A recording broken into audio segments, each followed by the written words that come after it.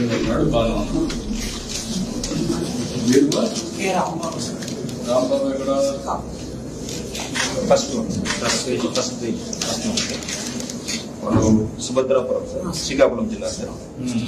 24% branch, 21%. First bed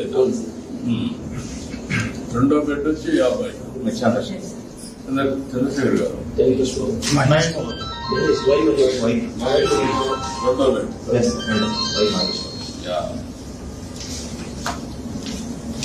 అదే చాలా వరకు ఇది పర్లేదు, 24% ఏం కాదు, బాగానే ఉంది, రికవర్ అవుతున్నాడు. ఒక కొద్దిగా బ్లాస్ట్ లో వచ్చినటువంటి ఈ పెంకులు వస్తాయి కదా, అవి అక్కడక్కడ దాన్ని తీసేసి ప్లాస్టిక్ సర్జరీ చేస్తారు.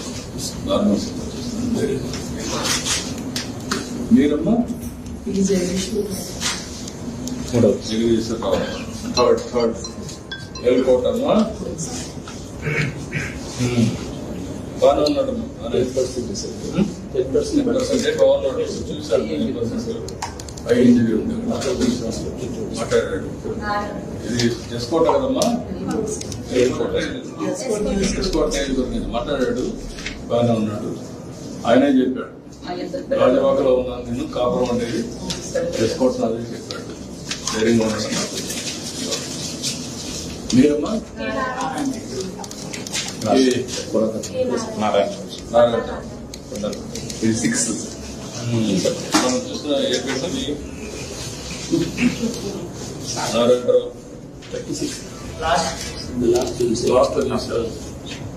చాలా బాగున్నాడు, ధైర్యంగా ఉన్నాడు.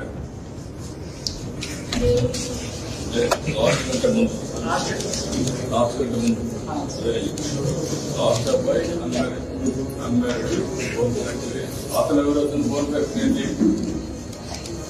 Bone factory Sivaratnam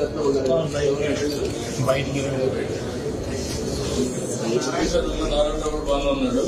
Vijayawada పడక్కర్లేదు.